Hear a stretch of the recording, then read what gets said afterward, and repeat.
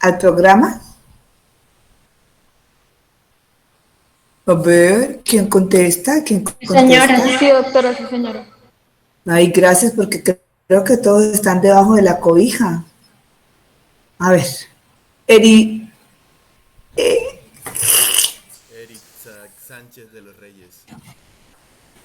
No sé si lo entiendo. pues no supe que eso me pareció como un hobby.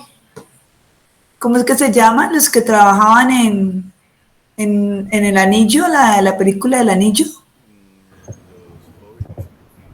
Bueno, y con ese nombre, Herich, bueno, no voy a decir mucho. Nini, Vanessa, a ver si dicen hola, porque Eri estaba súper atento, sabía que era con él. Hola, Nini, buenos días. Vanessa, buenos días, doctora. buenos días, Michelle, María Paula. Uy, qué manos chinas. ¿Cuántas niñas? ¿Cuántas niñas en el curso? Uy, doctora, la verdad es que hay más niñas que niños, pero no Pero se yo, sabe cuántos sean. yo pues aquí en la pantalla, niños, no estoy viendo sino uno, dos, tres, cuatro, cinco, seis, siete niños. Y los demás no los alcanzo a ver porque la pantalla no se me abre, dice que hay 17 más, pero no los puedo ver a todos. Sí, eso veo. Tiene razón, Carol, eso veo, son puras niñas. Y si los niños tienen esos nombres que no sabemos si son niñas o niños, Erip, y si tienen muñecos que no sabemos qué son, entonces como que voy a ver puras niñas en la pantalla. Bueno, Jorge tiene una foto ya toda extraña. Bueno, entonces, esta clase es la clase para abrirles, para que conozcan más o menos cuál es... ay, ¿por qué se fue Daniel? ¿Daniel se aburrió porque era niño? ¿O se salió? Dígale que no se salga de la clase, que deje de ser delicado. Bueno, esta clase es la forma de, como la... eh, presentarles la forma como tienen que trabajar a nivel de... bueno, Daniel, está bien, perdonado. La forma como tienen que trabajar este semestre y qué es lo que se pretende a través de la semiología. Yo creo que ayer ya vieron con el doctor Arnaez, o el día que tuvieron la clase, que la semiología pues es el estudio de los signos y los síntomas que van a conllevar a una enfermedad. La idea de la semiología es establecer como síndromes para poder a través de ellos clasificar las patologías que los pacientes presentan y poder realizar las intervenciones para recuperar su estado de salud. Entonces la semiología es la primera parte de la clínica. Yo siempre he dicho que es quizás lo más importante de la medicina. Obviamente en medicina todo es supremamente importante. Haber aprendido todo lo que les enseñaron estos primeros 5 semestres que son como hartos, ¿no? Cuando uno tiene que ver la anatomía y que no sabe cómo para dónde va, cuando uno tiene que ver la bioquímica y el ciclo de Krebs y que jartera y que ahora con cancioncitas y que uno como que se lo medio aprende y vuelve y se le olvida con esa cantidad de enzimas y uno no sabe para qué funciona eso y como cuál será la utilidad en el futuro. Las reacciones químicas, pero resulta que hay todo un bagaje, todo un conocimiento que debe quedar muy claro y muy estructurado para poder entrar a esta fase clínica, donde ustedes van a encontrar el valor de saber, por ejemplo, cómo es que una persona se parasita, cómo es que se adquiere una enfermedad de Chagas y cómo cuando ustedes ven los síntomas en el paciente, lo van a poder explicar con una fisiología o una fisiopatología que ya está vista y se asume aprendida. Entonces, las cosas que no quedaron claras, que creo que son todas, porque desafortunadamente uno como estudiante generalmente va aprendiendo para pasar el examen y a veces no deja todo eso bien incorporado a ese conocimiento que no se le puede olvidar nunca, nunca, nunca en la vida. Todo eso que quedó medio flojo hay que repasarlo porque van a ver ahora la utilidad que se tiene para la parte semiológica. La semiología lo que nos enseña es a reconocer desde un primer instante cómo podemos enfocar a ese paciente, cómo cuando él nos habla de fiebre, nosotros no solamente tenemos que preguntarle cuánta temperatura tiene, sino todas las características de esa fiebre que me van a permitir sumar y sumar hasta llegar a lo más parecido que puede producir esa fiebre. Esa es la semiología. Pero para yo poder integrar todo eso, yo siempre les he dicho, tenemos que partir de algo que se llama la historia clínica, que para mí es un rompecabezas. Entonces, en la historia clínica hay muchísimos modelos, hay muchísimas apreciaciones personales, pero realmente hay una sola manera de hacerla y es estar sentado con el paciente, hablar con él, entrevistarlo y ser muy chismoso, muy acucioso para ir cogiendo esos detalles que el paciente le va diciendo e irlos mezclando en esa historia desde un motivo, desde una identificación, un motivo de consulta, una enfermedad actual, una revisión por sistema, unos antecedentes, un examen físico y finalmente agarrando de acá, de allá, integrar, y es un rompecabezas a donde yo finalmente digo, el paciente viene de Tibú, me consulta porque tiene fiebre, yo encuentro en la enfermedad actual que él está, duerme a la intemperie porque es un raspachín de coca, me dice que además de esa fiebre tiene escalofríos. En la revisión por sistemas encuentro que este paciente ya en otras oportunidades ha tenido cuadros similares que le han tratado en los antecedentes, que ha tenido cuadros similares que le han tratado un paludismo, que algunos tratamientos sí se los ha hecho, que otros no se los ha hecho. En la revisión por sistemas encuentro que tiene una orina oscura, que ha notado que le aparecen unas pecas en la piel, unas pecas rojas, o sea, unas petequias. En el examen físico le encuentro un abdomen abultado, lo veo pálido, lo veo como amarillento, encuentro que tiene escalofrío y que después de ese escalofrío al paciente le da una fiebre muy alta y finalmente yo creo que clínicamente eso se parece a un paludismo. Entonces, ese rompecabezas de coger de acá, coger de allá y finalmente hacer un análisis e integrarlo es lo que se llama historia clínica. Y eso es lo que vamos a tratar de aprender a hacer en todo el semestre. Entonces, esta parte obviamente va de la mano de lo que es conocer la enfermedad. Porque para que yo pueda hablar de paludismo y pueda tener una idea de lo que este paciente tiene, yo tengo que saber cómo es el ciclo del plasmodio, qué es lo que produce, cómo se adquiere, dónde está el vector. Porque desde que me habla de que viene de Tibú y tiene fiebre y escalofrío, y está en un área selvática, la intemperie, yo voy a pensar que tiene paludismo. ¿Por qué no pensé en fiebre amarilla? ¿Por qué no voy a pensar en salmonela? ¿Por qué no pienso en hepatitis? Si igual está amarillo, si igual está con fiebre, pero ¿qué será lo que hace que yo piense primero en caballos y luego en camellos? Entonces, eso es la semiología, es aprender a decantar, a escoger, y entre muchas opciones, porque en medicina todos ustedes escucharán que en medicina 2 más 2 no es 4, 2 más 2 puede ser muchísimos otros resultados, porque las cosas son muy parecidas y a veces la diferencia es muy sutil. Entonces, todo el semestre vamos a tratar esto. Se trata de una manera general, yo creo que el doctor Arnáez les habló, yo les complemento.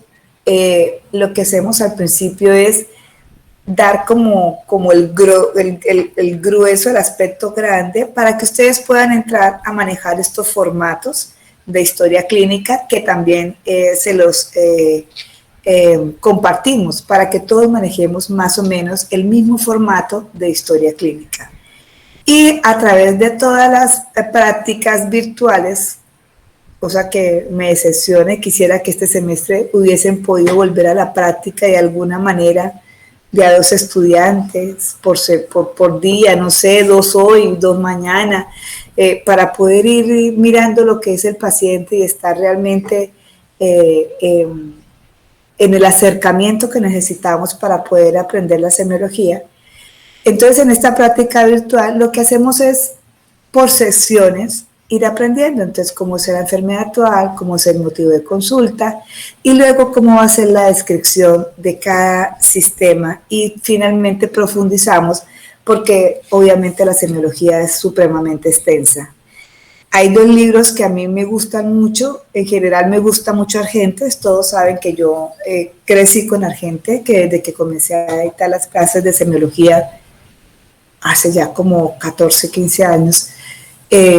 Argentes me parece un libro muy interesante. Es un libro que les permite ver semiología, anatomía, algo de fisiología, algo de fisiopatología, algo de medicina interna y algo de manejo del paciente. Entonces, cuando ustedes llegan a medicina interna, no llegan tan crudos, llegan un poquito más enfocados.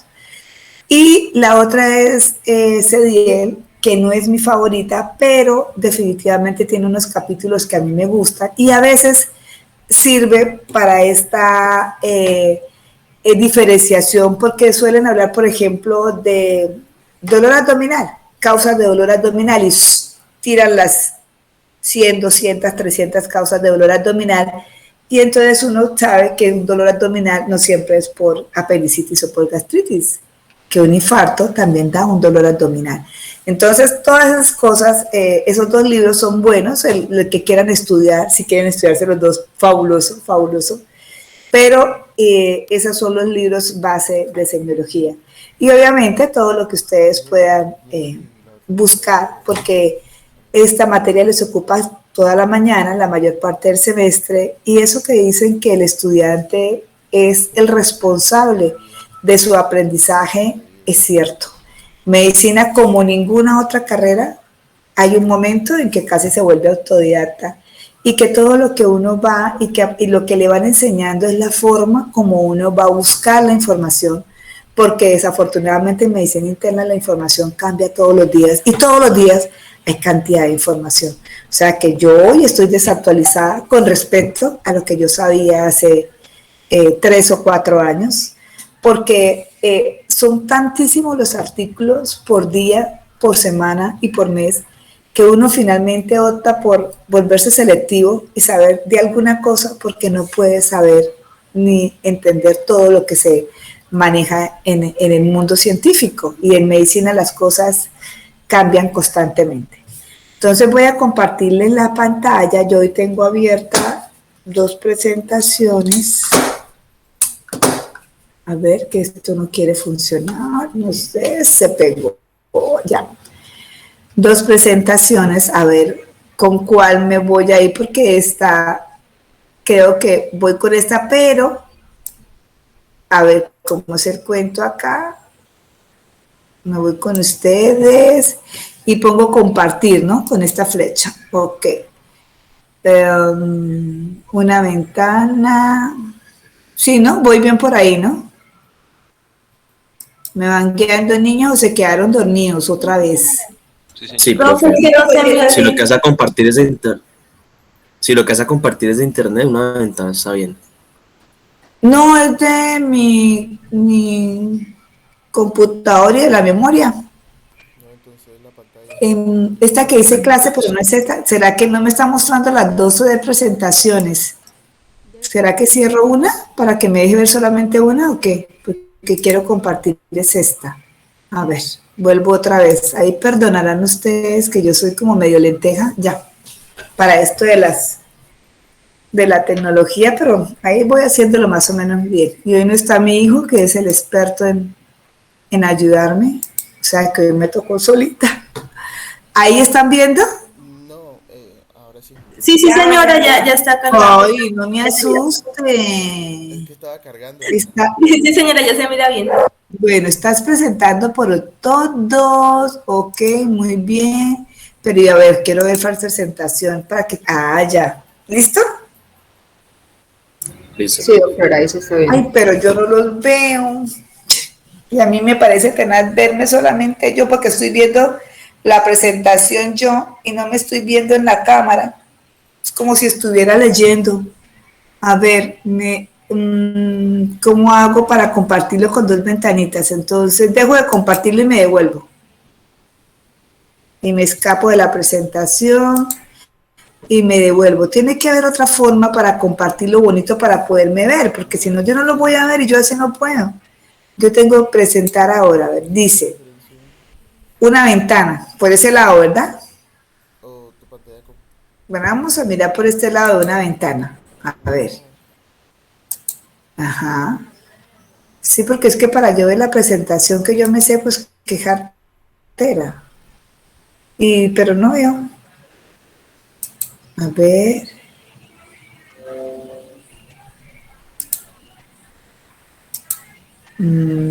Ajá. Es que se me abre al mandar la presentación completa, yo no logro verlos a ustedes.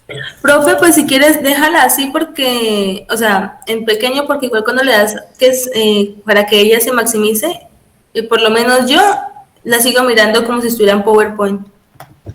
Doctora, qué pena, usted puede poner, o sea, pone la presentación en grande y le da en el icono de Windows en el icono de Windows y ahí le aparece como salir y no, igual seguimos viendo la presentación. Yo no tengo en el icono de Windows. Yo definitivamente no sé qué hacer, no sé qué hacer. Ahí veo la presentación. Bueno, no sé, me da una tristeza porque eso sí me da como tristeza no verlo. Y aquí donde lo estoy viendo, para evitar el efecto espejo, no comparta la pantalla completa ni la ventana del navegador entera, comparte con una sola pestaña. No, yo no quiero ignorar. Yo no quiero eso. Ahí ustedes ven. Sí, sí, ¿No ven? Señora, ¿La ven chiquita o la ven grande? se mira pequeño. Ay, pequeña no, porque pequeña ustedes cómo van a ver. Vamos a ver si ahí se pudo hacer algo. No, me están escuchando, ¿no? Sí, señora. No, y es que si la vemos así pequeña, usted de pronto no, y ahí pequeña no me deja pasar. Ahí queda trabada la presentación.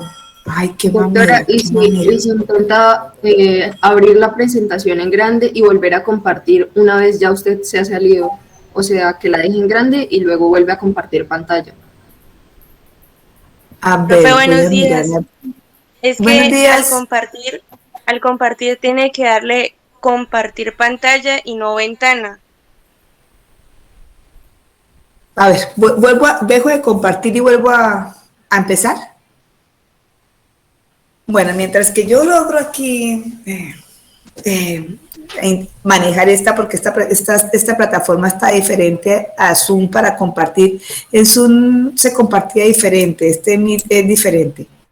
Entonces voy a mirar cómo voy a ir contándoles, ustedes tratando de entenderme, qué es lo que tiene esta presentación, mientras que yo voy aquí. Lo que vamos a hacer es hablar sobre lo que es la historia clínica, lo que es el acto médico y finalmente la descripción de cada de las partes de la historia clínica. La historia clínica como tal es la recopilación de todos los datos que el paciente aporta. Espérense un momentico. Pizarra, combinar, pantalla cambiar, ver, notificar, no, compartir. Esto dice presentar. Y cuando yo voy en la casilla que tiene la flechita hacia arriba, dice compartir toda tu pantalla, una ventana y una pestaña. ¿A cuál le doy? Profe, es que con toda tu pantalla compartes todo lo que estés abriendo. Si abres de pronto una ventana del navegador, WhatsApp o algo, se te va a ver. Lo vamos a ver nosotros en la pantalla, ¿sí me entiendes? Yo no tengo Esa nada. Es la diferencia entre... Yo no tengo Entonces, nada. si quieres darle una pantalla, que me parece que es mejor una pantalla. ¿Una ventana? Es fácil. una pantalla. Una ¿Una ventana? pantalla, profe. La pantalla. La pantalla pero esta es la pantalla, ahí le estoy dando la pantalla. Y ahí, pues no me aparece la presentación ahora. Ya, esta es la presentación que yo debería compartirles. Esta. Y no sé si ella se está compartiendo, no creo. No, doctora. No, no sé. Compartir toda la pantalla, que es Chrome quiere compartir. Pues sí, yo también quiero compartir, no solamente Chrome, yo también. A ver. No, esto va a ser una recocha hoy. Espérate, no importa, pero es que no me gusta no verles la cara. A ver. Estamos peor que los profesores en el campo. Cosa. Una pestaña. No. Compartir una pestaña que de tu pantalla de contenido. Sí. Compartir audio. Sí. No, por aquí tampoco, pero ahora me cancelar. Ahorita lo hice más fácil. Ahora estamos compartiendo. Estoy más enredada que antes.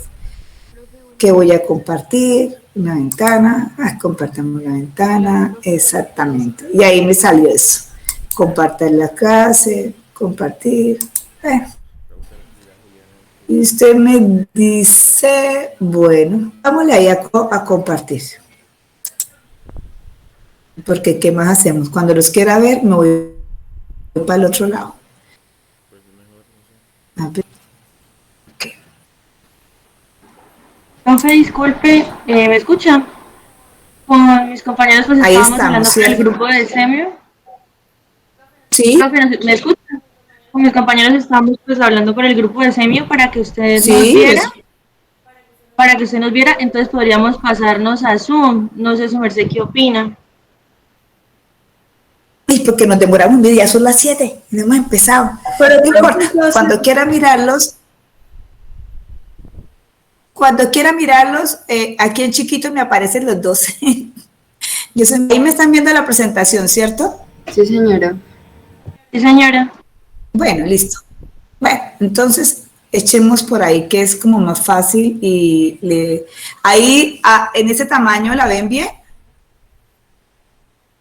¿O la abro? ¿La pongo pantalla? La verdad considero que está un poco pequeña. Ok, listo. Entonces la ponemos pantalla completa. Listo. ¿Ahí mejor?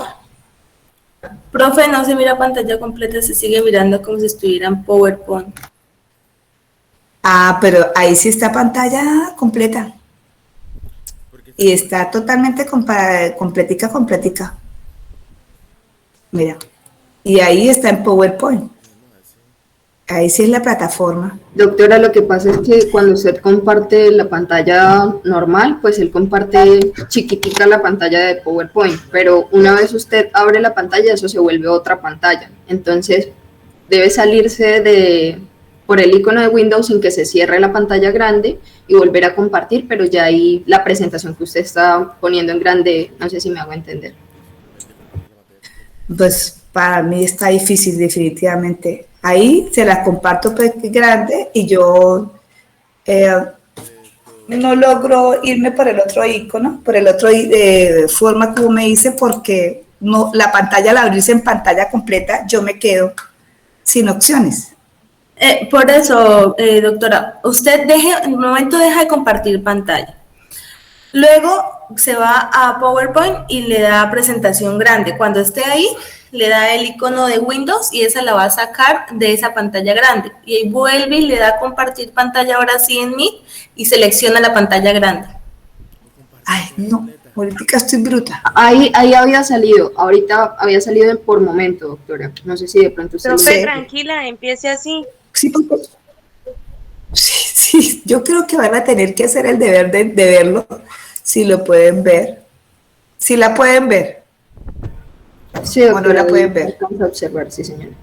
Yo creo que empecemos ahí para avanzar y luego tocará que alguien venga y se siente conmigo y me explique cómo me salgo de una y me meto en la otra. Bueno, entonces lo que quiero decirles es que esta es lo que es una historia clínica. La historia clínica está basada en un acto médico en el cual hay una relación de un personal de la salud, que es un médico, porque una historia clínica no la elabora una enfermera, no la elabora, aunque todos tienen su formato de historia para poder conocer y acercarse al paciente, la historia clínica como tal es un acto médico, implica en la presencia del profesional de la salud especializado, titulado en medicina, y de un paciente que va a confiarle todos los problemas que él ha tenido y que lo están deteriorando.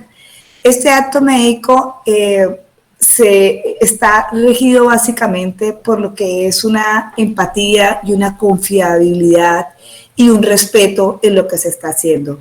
Tenemos que tener frente al paciente una actitud de escucha. Él tiene que tener la confianza suficiente para poder abrir su corazón, por decirlo de alguna manera, al médico y contarle todo lo que le ocasiona dolor, todo lo que le preocupa. Este acto médico que hacemos básicamente está regido por varias leyes, porque la historia clínica, entendida desde el punto de lo legal, es un mamotreto donde están todos los documentos que certifican las alteraciones o las vivencias desde el punto de vista de la salud de ese paciente. Cuando hablamos en semiología e historia clínica, hablamos de un formato donde recopilamos esos datos de anamnesis y de examen físico. Pero cuando hablamos en la generalidad, en lo legal, en lo administrativo de historia clínica, hablamos de esa carpeta donde no solamente está esa historia de enfermedad del paciente, sino que están todos los otros documentos que uno allega y que son complementarios para poder detectar las alteraciones, como son los exámenes, como son las fisioterapias, como son las aplicaciones de medicamentos, los procedimientos, los RIAs de los procedimientos. O sea, eso tiene una connotación también administrativa y legal. Por eso, para que todo sea similar a nivel nacional, hay una resolución desde el año de 1999, que es la 1995, que unificó la historia clínica al número de la cédula del paciente, y por eso, si yo tengo una EPS juiciosa y si todos los servicios están en línea, si todos los servicios ya se han integrado, mi historia clínica, que es mi número de cédula, la debe también, puede también accederla el médico de mi EPS desde Bogotá, porque se supone que yo tengo un registro único de esa historia clínica y todo el mundo en esa misma EPS, que es la garante, la que cuida mi historia clínica, debería poder acceder desde otra parte de Colombia. Eso buscaba en su momento, hace muchos años, y todavía no se ha cumplido, que se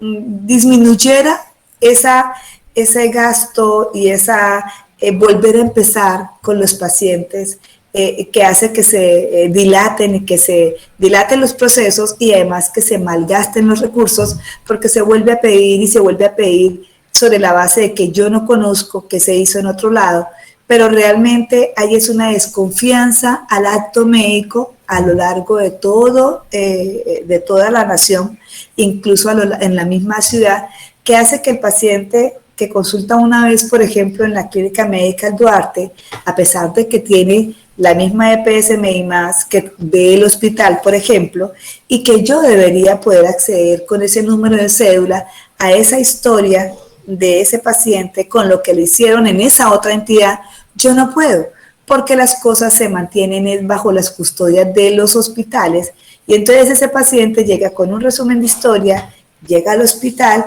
y del hospital el médico no cree en lo que le han hecho, no cree en esos registros de historia clínica, porque son incompletos, porque están mal hechos, porque están ocultando algunas evidencias, porque no mandan todo, y vuelve y repite quizás lo mismo para llegar al mismo punto con el paciente, y ya hay una pérdida de recursos muy grandes que no se ha logrado subsanar. La historia clínica está protegida por una ley también, que es la 23 de 1983, que es el Código de Ética Médica, y que nos obliga a tener la salvaguarda y la discreción con la información de la historia clínica.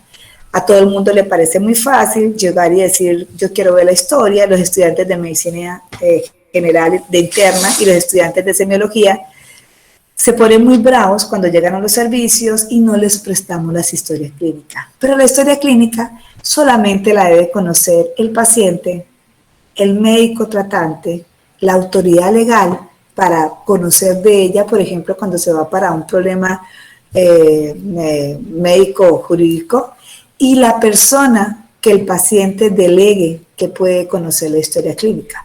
Por eso es que a veces el dar la información se vuelve algo ético, porque llega un familiar a preguntar por el paciente, a preguntar, yo quiero saber qué tiene, pero también se le ha dado la historia, la información a otro paciente, a otro familiar, y entonces la historia clínica se vuelve pública, y hay gente que no quiere que nadie más conozca de sus dolencias, especialmente cuando son enfermedades de alguna manera vergonzantes para ellos, por ejemplo, decir que tiene tuberculosis, por ejemplo, decir que tiene lepra, por ejemplo, decir que tiene cáncer o que tiene sida, entonces o que tiene sífilis. Hay enfermedades que hacen que la gente realmente se angustie con la enfermedad como tal, y que no quiera que todo el mundo sepa de ella. Entonces, por eso solamente esas 4 personas pueden conocer la historia, que uno tiene que ser muy delicado en lo que va a compartir, y son cosas que todos debemos tener en cuenta. ¿Dónde está acá? La historia, entonces estas son la parte legal. Entonces, ¿qué se busca con todas estas normas? Que se preserve la historia clínica. La historia clínica, ustedes saben que tiene un tiempo de almacenamiento. Hay un archivo histórico que tiene más o menos 20 años de vigencia, un archivo activo que es el que tiene más o menos 5 años y que es el que está como a la mano, y el paciente con su historia cotidiana, que es la que tenemos en los servicios y que es la que vamos viendo frecuentemente. Entonces, esos pacientes que ya tienen unas historias de más de 20 años y que no volvieron a consultar en 20 años, se supone que podemos hacer destrucción de eso porque ya no tenemos una continuidad en el paciente. Tenemos un archivo que está a la mano, que es el que tiene más o menos 5 años, y supone que es la historia que ha ido llevando ese paciente en todo este tiempo y que está al alcance de todos, pero que permanece en un archivo central, y una historia que es la que tenemos en los sitios donde vamos trabajando, que son los pacientes que están en permanente evaluación. Entonces, estas son normas desde el punto de vista legal y hablando de la historia clínica en general. Pero luego vamos a lo que es la historia clínica como documento de consignación de datos del paciente, que es la que ustedes van a aprender a hacer.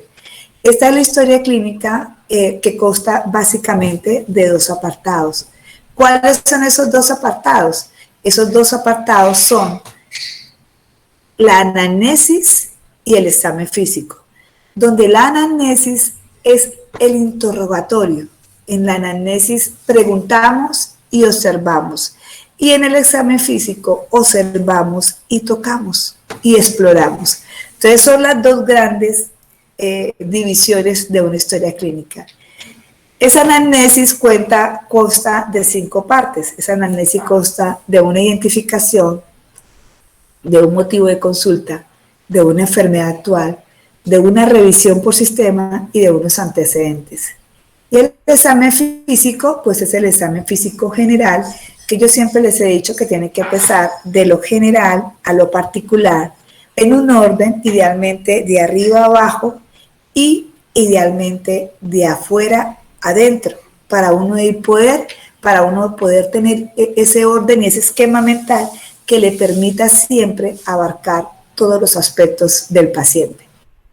Entonces, y finalmente, obviamente, en la historia clínica está la parte del análisis. Entonces, aquí encontramos una fase de realización de la historia, una fase de la exploración física y la explicación que corresponde al análisis, y finalmente al diagnóstico de un síndrome, de una patología, de una etiología como tal, porque muchas veces no podemos llegar al diagnóstico patológico. Muchas veces llegamos solamente a un diagnóstico sindromático porque no podemos decir a qué se debe que el paciente presente una fiebre. Entonces, por ejemplo, hay un síndrome febril prolongado que es un síndrome. Yo no puedo decir que ese paciente tenga ni un paludismo, ni una tuberculosis, ni una infección urinaria, ni un lupus, ni una endocarditis. Yo sé que tiene fiebre y tiene muchas cosas, pero no logro establecer qué es la causa, cuál es la causa de la fiebre. Entonces ese paciente se me queda en un diagnóstico sindromático, síndrome febril prolongado.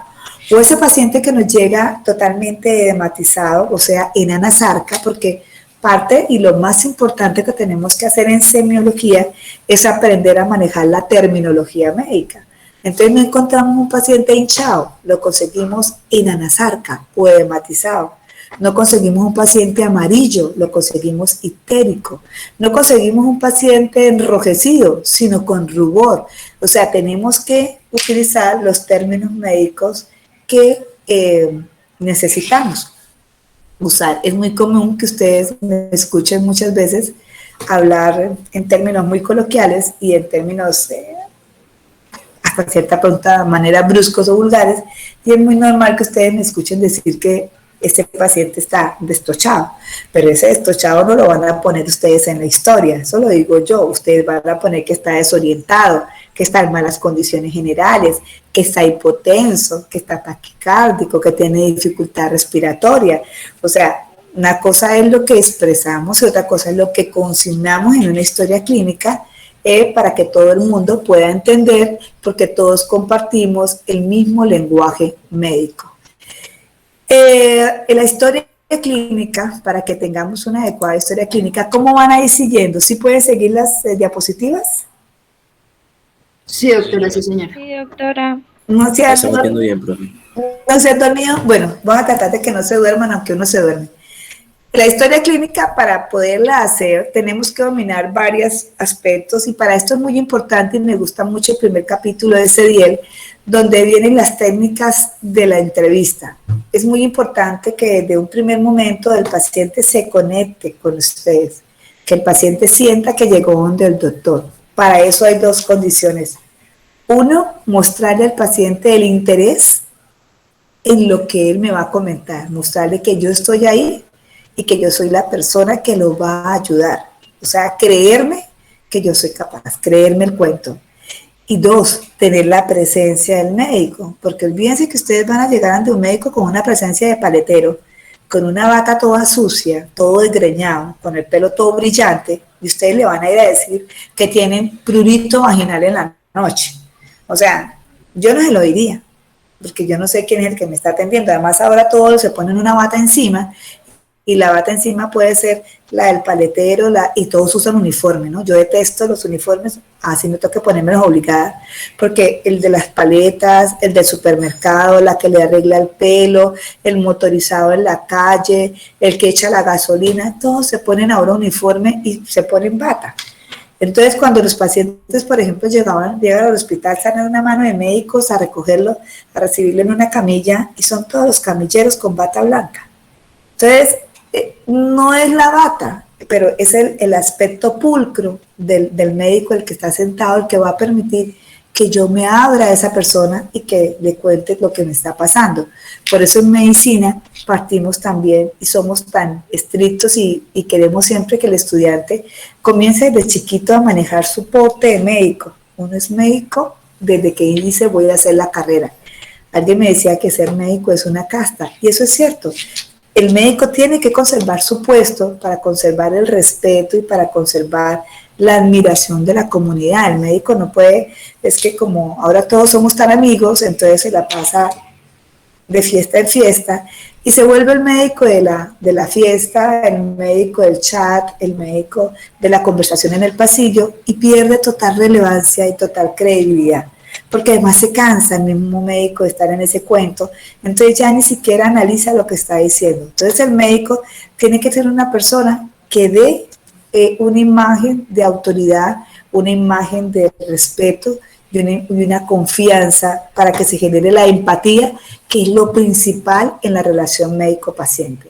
Entonces tenemos que tener esa habilidad, es saludar al paciente, decirle quiénes somos. Es muy importante que le preguntemos si quiere entrar solo o quiere entrar acompañado. En lo personal, siempre he preferido que estén acompañados, siempre, porque así aunque se haya testigo para todo lo que nosotros decimos, es también una ventaja tener el testigo para todo lo que decimos. Sobre todo en el rural es muy importante que cuando les lleguen, por ejemplo, a los muchachos, niñas, guarden la tentación de hacer los exámenes solos y se acompañen de una enfermera, se acompañen idealmente de un tercero no involucrado con el paciente. ¿Por qué motivo? Porque pueden estar amangualados y puede que luego salgan a decir que el doctor la tocó, que el doctor le hizo insinuaciones y ahí estaba mi primo y ahí estaba mi hermana y ella se dio cuenta y los emprobleman de una manera impresionante. Lo mismo las niñas.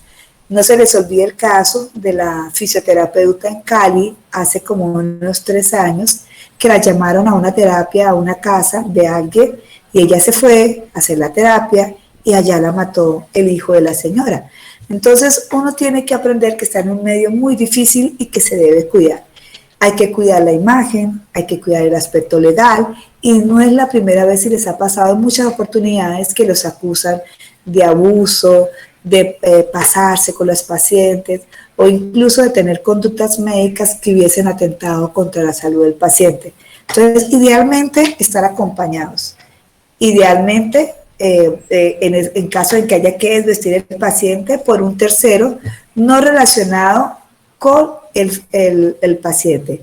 Y si es para la consulta habitual, entonces sí pueden estar con un familiar de ese paciente.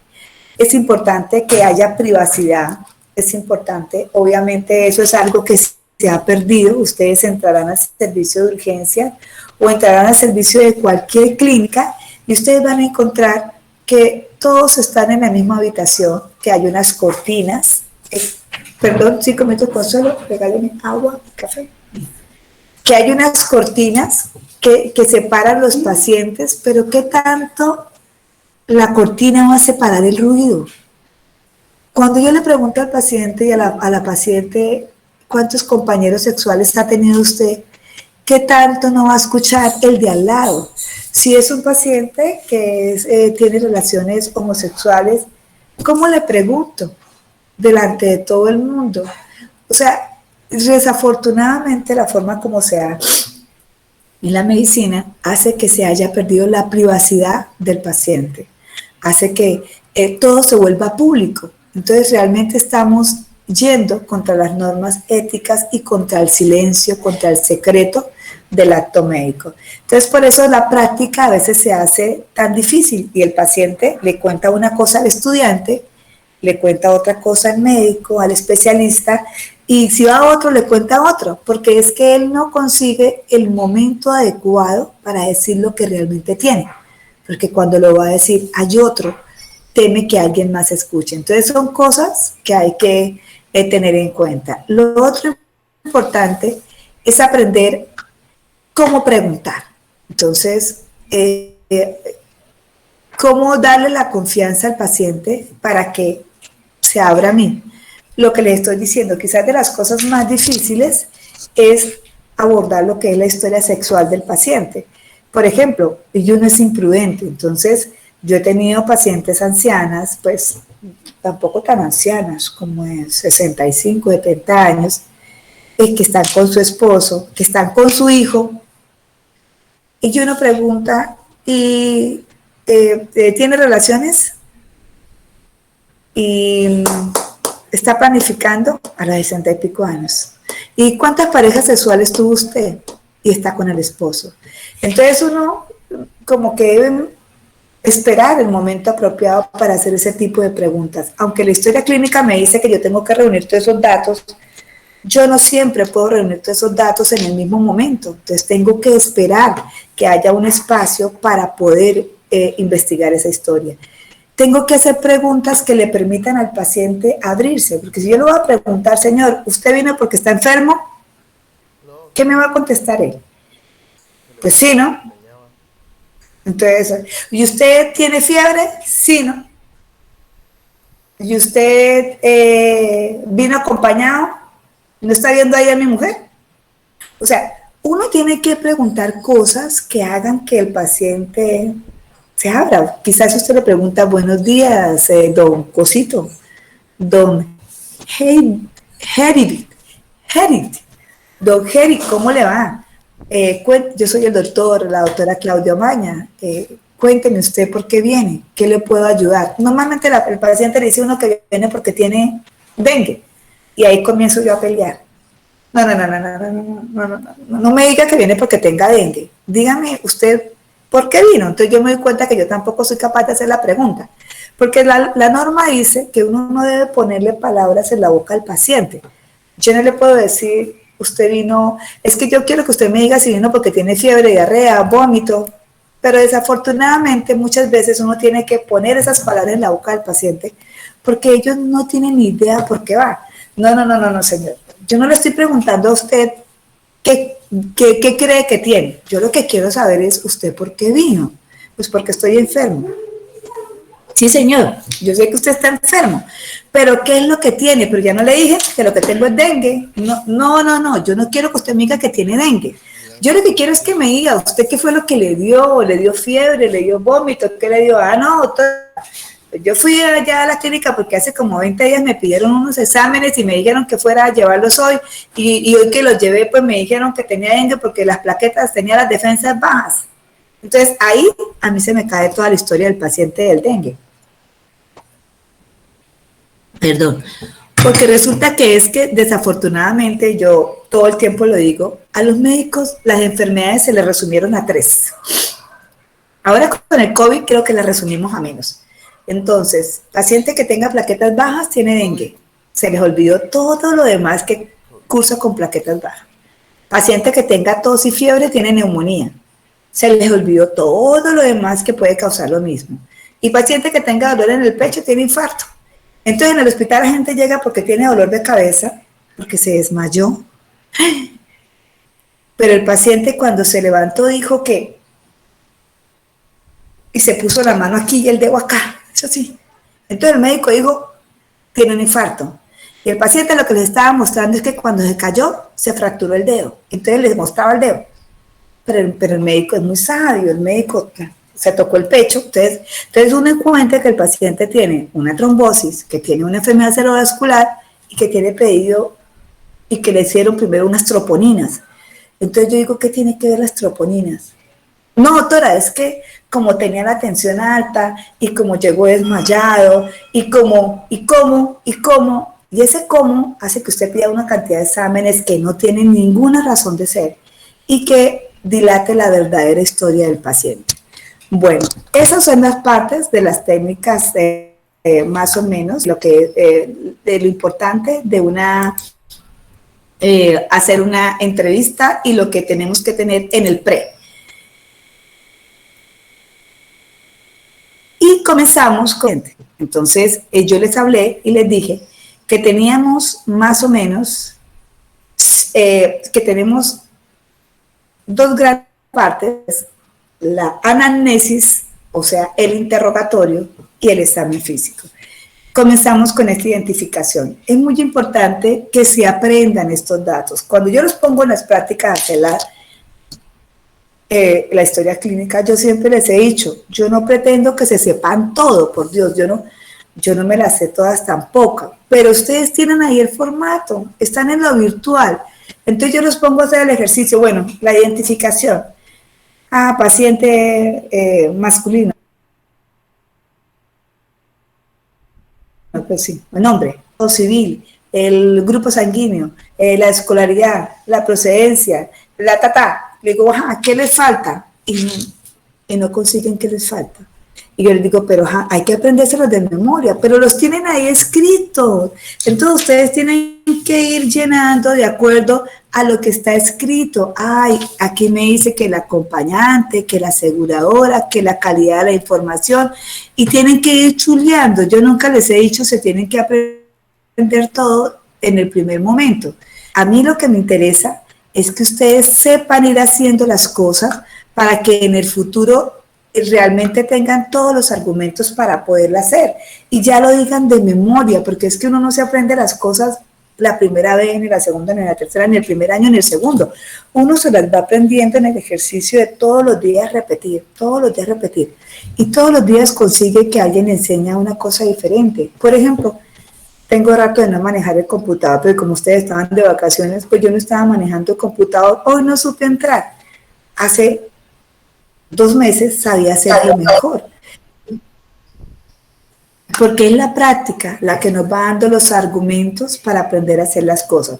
Entonces, esto es muy importante. Yo siempre le cuento a los estudiantes cuando hablamos de terminología, que cuando yo estaba en la universidad y años después conseguí mi libro de patología, que lo tengo por acá.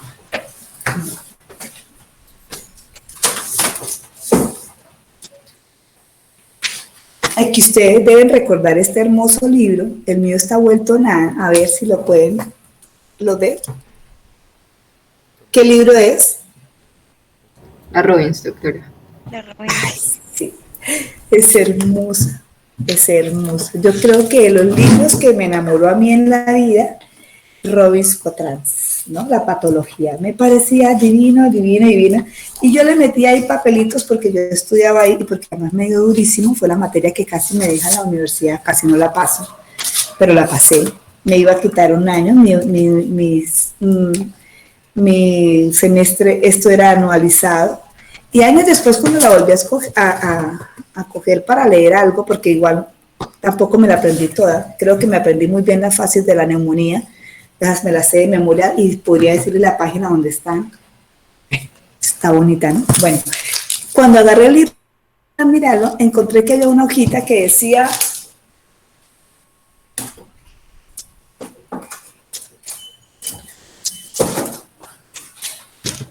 la hojita decía ictericia, copiada más o menos unas 30 veces. Ictericia, coloración amarilla de piel y mucosas. Ictericia, coloración amarilla de piel y mucosas. Ictericia, coloración amarilla de piel y mucosas. ¿Por qué? Porque quizás yo no sabía estudiar. También era muy difícil para mí. Y yo pensaba que cuando yo me preguntaran por ictericia, yo tenía que decir al pie de la letra lo que decía el libro de ictericia. Hoy entiendo que quizás con que yo hubiera asociado ictericia a amarillo era suficiente, ¿no? Y quizás yo con eso ya hubiese guardado más cajones de mi memoria o más RAM de esa memoria para guardar otra información. Pero esa me copó quizás toda una noche para aprender qué era ictericia, porque uno va adquiriendo los métodos en la medida que va avanzando y que va leyendo y que va aprendiendo. Bueno, entonces estos datos no tienen mayor ciencia, simplemente hay que saberlos. Son muy importantes porque hay enfermedades que guardan relación con la procedencia, hay enfermedades o hay pacientes que no se dejan tratar con determinada religión, porque los grupos sanguíneos son muy importantes, porque se asocian a algún tipo de patología o porque tengamos en algún momento dado que hacer una transfusión. Porque la escolaridad nos permite la relación adecuada con el paciente. A veces le hablamos al paciente como si fuera bobo, porque asumimos que todos son bobos y resulta que el paciente es un abogado, es un ingeniero, es un administrador, es un médico y nos dice qué es lo que tenemos que decirle y uno dice, ay, qué pena, señor, disculpe, porque uno parte de la base que el paciente no sabe y los pacientes a veces saben mucho más que uno. Generalmente saben más que uno la enfermedad, porque son los que la están sintiendo. Luego pasamos al otro aspecto, que es el motivo de consulta. El motivo de consulta, les he dicho que tiene que ser muy escueto. ¿Por qué motivo? Porque el motivo de consulta es la base de toda la historia clínica. Si ustedes se complican en el motivo de consulta, de ahí en adelante no consiguen cómo armar la historia. El motivo de consulta puede estar escrito entre comillas con las palabras que el paciente se presentó o en terminología médica, que es muy importante. Entonces el paciente llega, usted le pregunta, buenos días, recuerden siempre saludar, siempre presentarse y le preguntan en qué puedo ayudarlo, por qué viene usted a mi consulta, cuénteme qué es lo que le está pasando. Y el paciente les va a decir probablemente, doctora, es que yo vengo con una diarrea terrible, he tenido fiebre, he tenido vómito, me duele el estómago. Entonces yo consigo que el estudiante me escribe motivo de consulta, entre comillas, tengo fiebre, vómito, diarrea y dolor abdominal. Sí, eso es cierto, él le dijo eso. Pero por cada motivo que usted me escribe, me tiene que hacer una descripción de más o menos entre 8 y 11 características del motivo. Entonces, ¿qué pasa? Que si me pone que tiene diarrea, no, porque tiene que ponerme son deposiciones líquidas. Diarrea es un diagnóstico. Yo tengo que saber cómo son esas deposiciones, si son blandas, si son líquidas, si son abundantes, si son fétidas, si son explosivas. ¿De qué se acompañan? Si tiene dolor, si tiene vómito, si tiene fiebre, si le ha salido alguna erupción en su cuerpo, cómo son esas heces, si tienen sangre, si tienen moco, si son cortadas, si quedan flotando en el agua. ¿Qué ha tomado para ello? No tomó nada, tomó Alka-Seltzer, tomó hierbitas, o sea, cada motivo, y lo mismo para la fiebre, y lo mismo para el dolor abdominal, y lo mismo para el vómito. Entonces uno lo que tiene que aprender es a decantar. ¿Cuál es la causa principal de haber venido? No, pues doctora, y ya no me aguanto la diarrea, me la paso en el baño. ¿Qué le empezó primero? No, yo empecé primero, pues yo primero tuve como fiebre unos días y me dolía el estómago y después de eso fue que me vinieron como las náuseas. Entonces yo voy a decir, ¿qué lo trae al paciente? ¿Cuál es su motivo de consulta? La diarrea. ¿Cierto? Porque fue lo que finalmente lo llevó a consultar.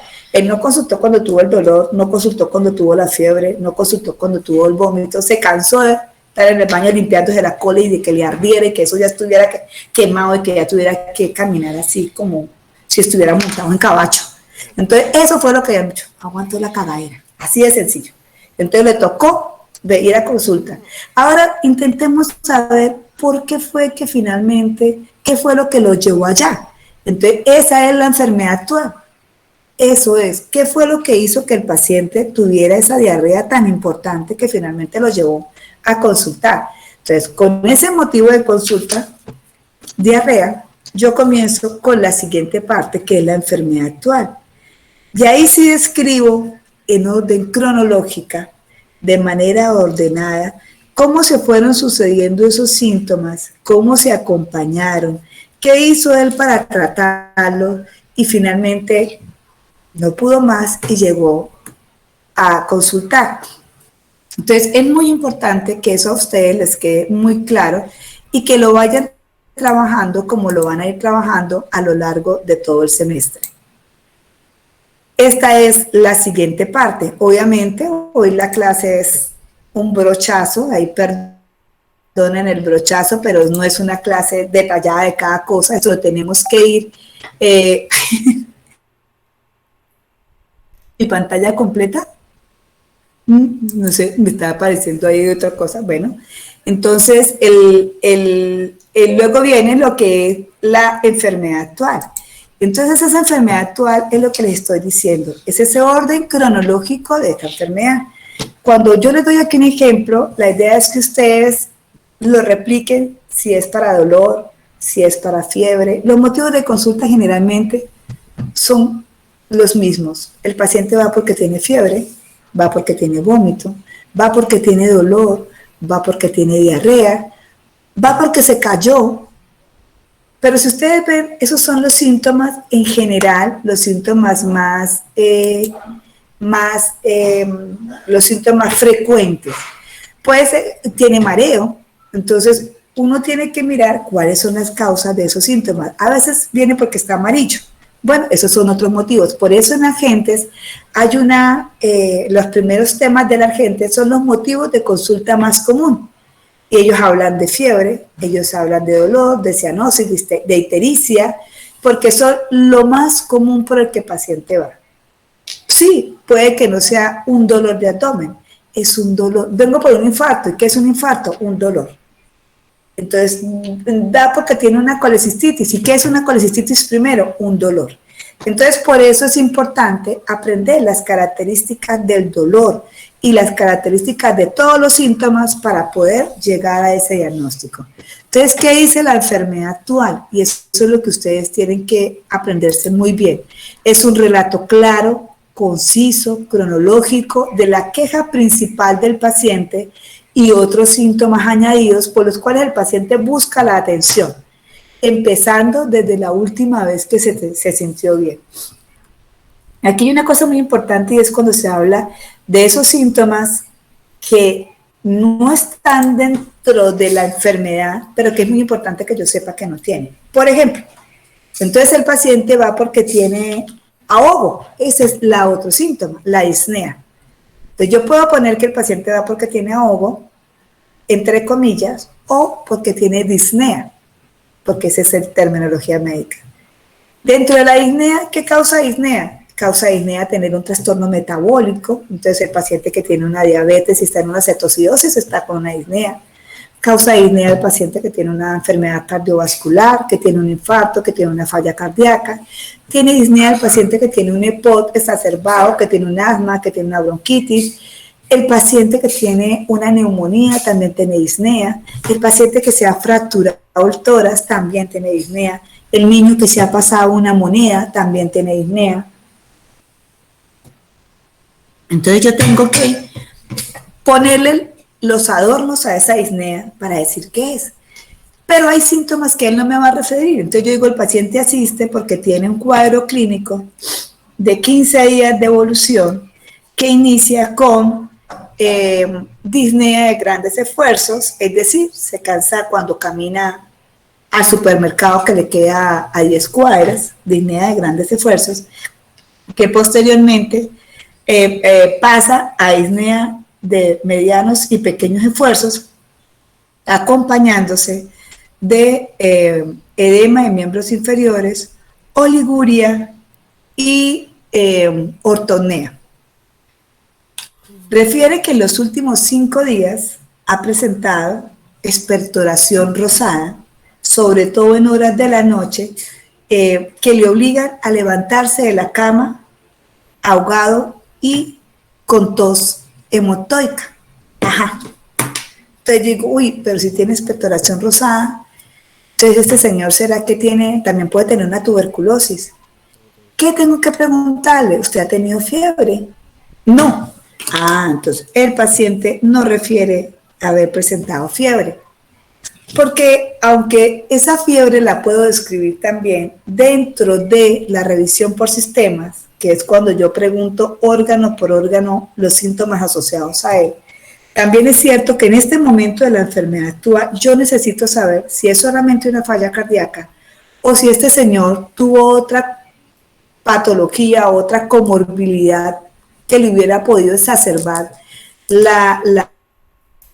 a veces vemos que el paciente tiene una neumonía, pero que llega por falla cardíaca. ¿Por qué? Porque la neumonía le quita oxígeno y su corazón está insuficiente y necesita oxígeno. Entonces, exacerba la falla cardíaca, se agudiza por un proceso neumónico. Entonces, son cosas que son muy importantes ponerlas dentro de esos pertinentes negativos. Entonces, esta enfermedad actual es la que más les cuesta trabajar y la que más vamos a trabajar en las prácticas virtuales. Posterior a eso viene esto que les estoy diciendo, está resumido en este cuadro donde están todos los atributos de un síntoma. Es decir, las características de un síntoma, tan pronto para el dolor como para, de pronto hay cosas que no se pueden, por ejemplo, yo no voy a localizar el vómito, pero sí tengo que preguntarle la calidad, cómo es, sí tengo que preguntar la cantidad, la frecuencia que le aparece, si le aparece antes o después de las comidas, si es cuando se levanta, qué fue lo que ocurrió cuando esto sucedió. O sea, puede que no todos los atributos de un síntoma, que para este caso son los atributos del dolor, se cumplan para todas las motivos de consulta, pero es cierto que la mayoría de ellos sí hay que interrogarlos. Esto ya lo hablamos en cuanto a cómo son las estrategias para poder sacar la información. Para esto les recomiendo que lean ese primer capítulo de CEDIEL, que me parece muy interesante. cómo son las preguntas en cuanto a que son preguntas de opción múltiple, no, idealmente no direccionarlas, tratar de darle continuidad a lo que el paciente dice. Normalmente el computador nos aleja, como hoy nos aleja de ustedes el computador, y yo estoy aquí frente a una pantalla donde en un momento dado hubo 55 estudiantes y ahorita hay 43, o sea que hay 12 que decidieron que mejor se desconectaban porque eso estaba como muy cansón, que no sé cuáles son, pero esta es la hora de tomar la lista de asistencia, Juliana. Esta es la hora que usted me va a tomar el pantallazo de los que hay y verificamos, porque pues yo sé que las clases virtuales son como hartas, pero toca porque esta es la manera como nos tocó a todos adaptarnos en algún momento.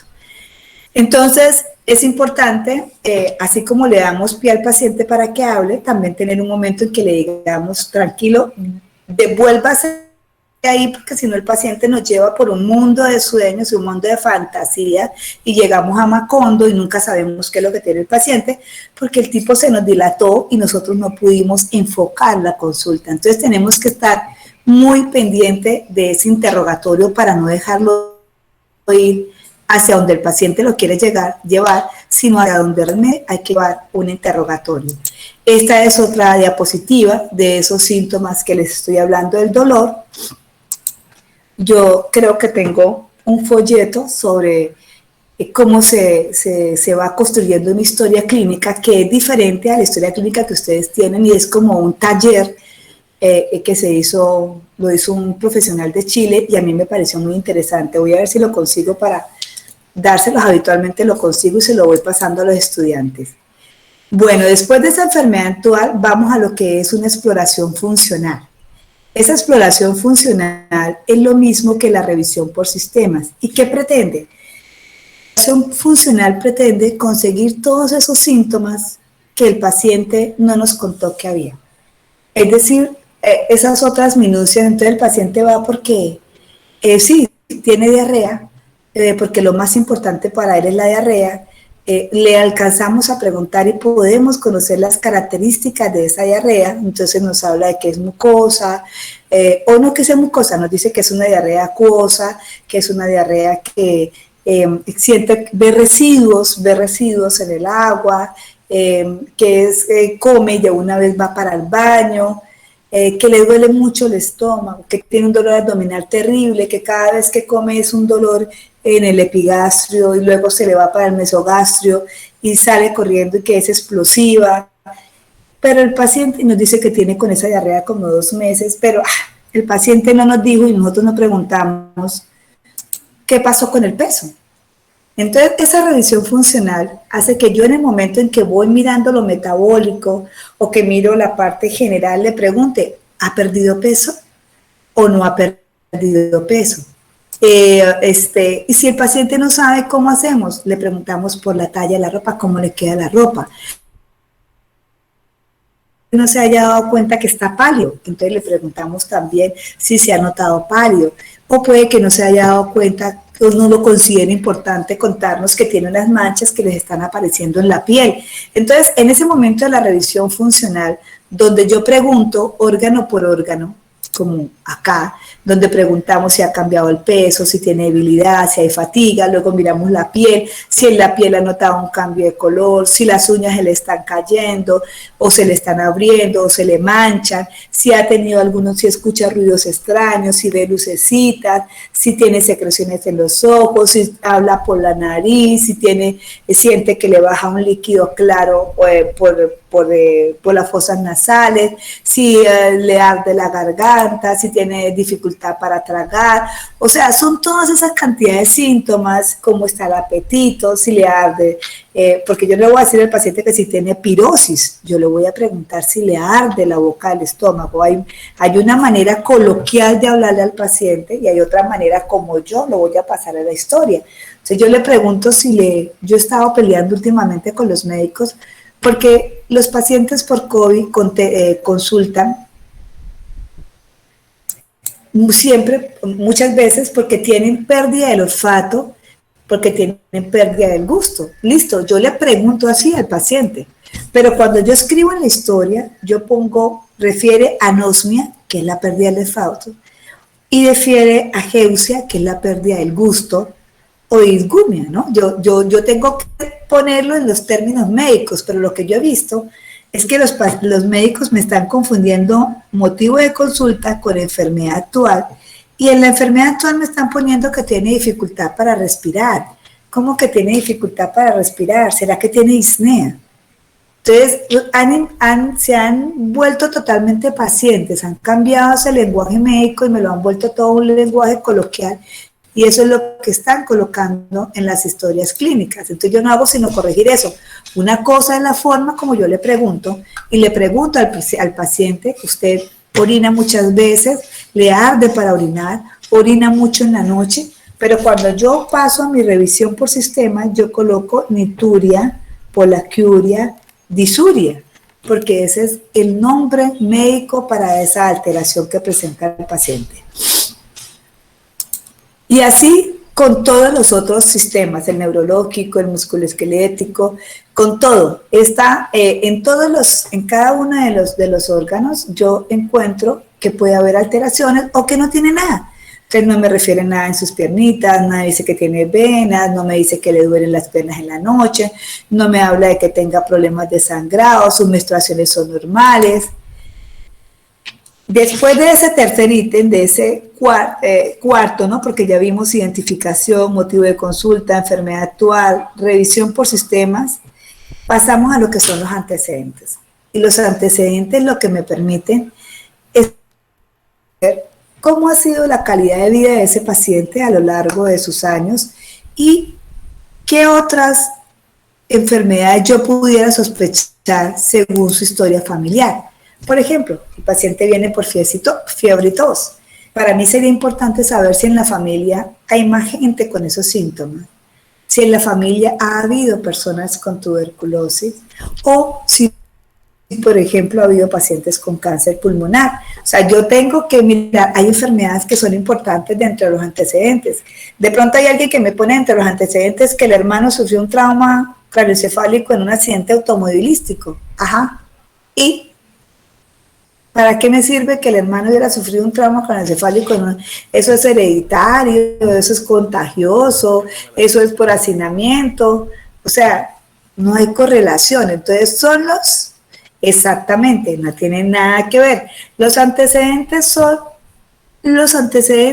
obviamente el trauma craneoencefálico es importante para el paciente. Entonces, si él tuvo un trauma craneoencefálico, bueno, eso es diferente. Pero que si el hermano tuvo un trauma craneoencefálico, no, es que, ¿qué antecedentes importantes hay en la familia? No, a mi hermano lo mordió una serpiente. Bueno, ajá, ¿y de qué nos sirve? Tampoco. Entonces, hay antecedentes que no van al caso. Los antecedentes importantes familiares son los que sean hereditarios o los que tengan alguna significación desde el punto de vista infectocontagioso, epidemiológico. Eso es importante. Entonces llegan los pacientes de TIU, están amarillos y me dicen que 2 hermanos se murieron por hepatitis B. Eso sí es importante, porque viene un área endémica para hepatitis B. Y porque aunque la hepatitis B no se le va a pasar de hermano a hermano, porque no se pasa por transmisión fecal, sino porque es transmisión hemática, sí es importante que yo sepa porque viene de un área endémica y su familia ya tuvo hepatitis B y es probable que él también vaya a tener una hepatitis B. Bueno, eso en cuanto a los antecedentes que abarcan todo, ¿no? Los antecedentes, yo siempre les hago una aclaración y es que ahí aparecen los antecedentes del nacimiento, los antecedentes del desarrollo psicomotor, las vacunas en la infancia. Estas son cosas muy importantes para el adolescente, para el adulto joven, pero que a los 80 años ustedes le pregunten al paciente que a qué edad se sentó, a qué edad caminó, a qué edad dijo las primeras palabras y ya ni siquiera se acuerda cómo se llama. Entonces no tiene ninguna relevancia. Esa parte de la historia generalmente yo me la salto. Cosa diferente si me llega un niño especial de 30 años y yo a él sí le pregunto a la mamá si alguna vez caminó, si pronunció sus primeras palabras, si se ayudó, si no se ayudó, si es que se ha deteriorado más en el tiempo. O sea, uno tiene que saber a quién le pregunta determinadas cosas. No les va a llegar la monja y le van a preguntar que cuántas parejas sexuales han tenido. A ver, puede que las tenga, pero que le salga la monja a decirme que las ha tenido. Y no que yo, porque en consideración a su hábito, yo asumiría que no las tiene. Sin embargo, puedo preguntar por otro lado, puedo preguntarle si ha tenido algún problema vaginal, si ha tenido algún flujito, si ha tenido alguna hemorragia, para darle pie para que me pueda hablar de otros antecedentes. Entonces, antecedentes patológicos, quirúrgicos, traumáticos, tóxico-alérgicos, farmacológicos, antecedentes fisiológicos en lo que tiene que ver con la parte, por ejemplo, en la mujer, la parte ginecostétrica, las enfermedades de transmisión sexual, y entre esos antecedentes también hay algo que es la parte social, que eso se ve en otro ítem, y tiene que ver con el hábito de los pacientes, tiene que ver con la vivienda, porque todo eso es importante, cómo se accede, si tienen alcantarillado, si tienen luz, si tienen transporte, si viven con mascotas, si viven 10 en la casa de una habitación.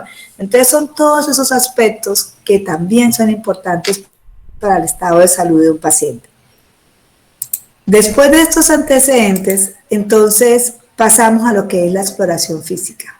Y es aquí donde dejamos cortada la clase. Porque esta otra parte del examen físico, que aparentemente puede ser muy corta, es lo mismo que ya les estaba diciendo, que nos vamos de